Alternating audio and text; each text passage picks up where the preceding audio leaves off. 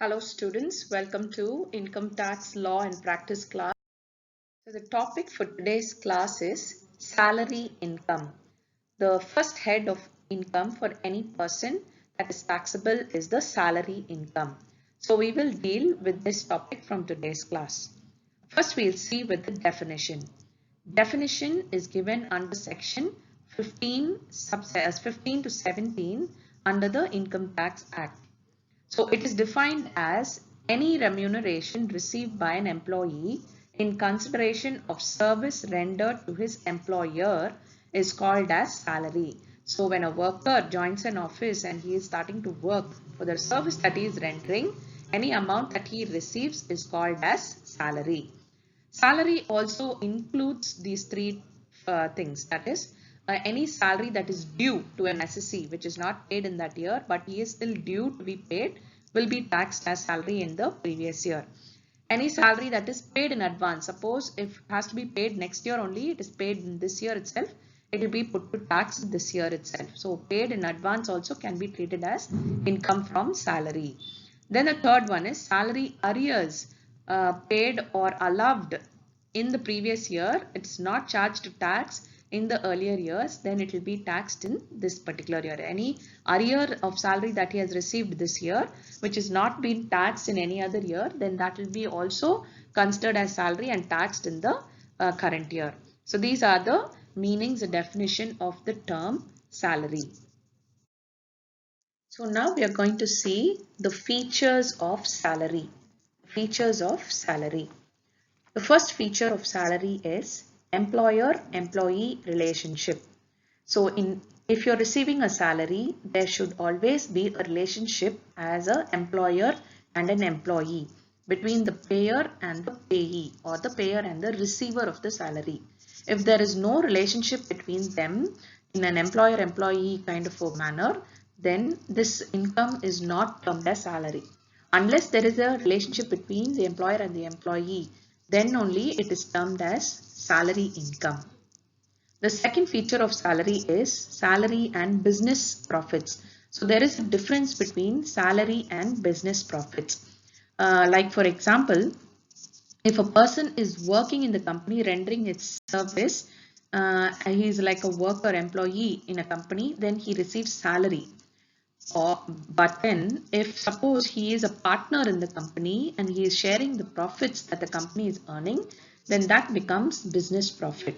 So there is a difference between salary and business profit. If you take an example of a director of a company, the topmost person, the director of a company, if he is employed by the company and he is working and giving his service to the company and he is getting a monthly income, then that is called as a salary.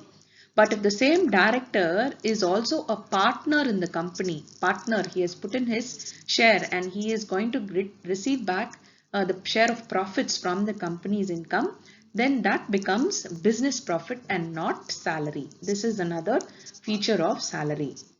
The third feature of salary is salary and professional income. Again, there is a difference between earning a salary and earning a professional income.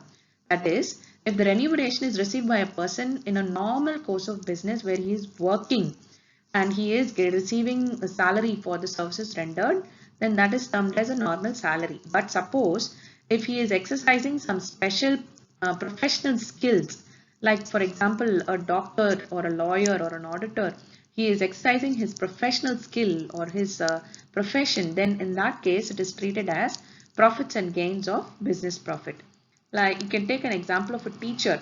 Suppose she is working in an institution, education institution, she is being paid every month, then it is a salary income. And the same teacher, if they go for corrections in the university and performs the job of a examiner, and the remuneration that they get for performing the job of an examiner for their profession, then that is termed as profits and gains of profession. That is a professional income. It's not salary. That is the third feature. The fourth feature is voluntary surrender of salary. So voluntary surrender of salary means where in salary income, when you receive it or when it is due to you, we consider it as salary. Suppose you voluntarily surrender your salary before it is due to you or before you have received it in your hands, then it will not be taxed. That is voluntary surrender of salary. If you receive it and then you surrender it, then it is no point. It will be still taxed because you have the money in your hand. If you're voluntarily surrendering your salary and saying I don't want a salary before you receive it or before it is due, then it will not be taxed. That is the fourth type of feature of salary. Fifth one is salary from former employer. Any remuneration or salary received in the current previous year will be taxed whether it is going to be received from a former employer, a present employer or a prospective future employer. Anything that you receive as salary in that year will be taxed. That is the fifth feature of salary. Sixth feature of salary is personal gifts or any other voluntary payments made by an employer to the employee. In that case, all the payments received from an employer, whether it's going to be cash or in kind, in addition to the salary that he is receiving, will be taxed as salary income only. So that we have to remember carefully. The seventh one is tax-free salary. Tax-free salary is in case of the tax-free salary, the employee is liable in respect of gross salary. The entire salary only should be taxed. The gross salary should be taxed. So that means the salary plus the amount of tax paid by the employer on his behalf. Both will be taxed. That is the gross salary only will have to be taxed. The eighth factor is the gross salary due to the employee. That is the same definition that I told you. The gross salary due to the employee is for IT purpose, the gross salary should be taken as the basis. So if there suppose when you receive your amount in your hand, the employer might have deducted certain amount like PF or tax deducted or source or some for some insurance purpose, something like that. Then in that case, the net amount only you will receive in your hands, but that will not be taxed. The gross amount only will be taxed. For example, your gross amount can be 20,000, but what you receive in your hand every month will be only 16 to 17,000 because there might be some deductions at source, might be some deductions as PF or insurance premium, things like that. You might only receive 18,000 in your hand, but that will not be taxed. The actual gross salary, 20,000 only, will be taxed as salary. So these are the first 8 features of salary. The next feature of salary is salary or pension received by UNO employees. UNO employees in India, their salary is fully exempted. So how much ever they receive as salary will be exempted from tax. 10th feature is leave salary or pension paid to legal heirs. So a leave salary paid to legal heirs of a deceased person, that means a dead person, for the leave standing in his account will not be taxed. Suppose a person who is receiving salary, if there is any credit to his salary, he is not received and it is due to be received by a person who just died, and that amount will be not taxed. It will not be taxed as salary. But any family pension that the family receives, legal heirs receive after his death, that will be put to tax under the head other sources and not under salary. That is the feature of salary. Then the 11th factor is salary incomes previous year. It is always the financial year of the government of India when you are computing tax for the salary income. So it will always be 1st of April to the 31st of March of every year. That will be the previous year in case of computing salary income.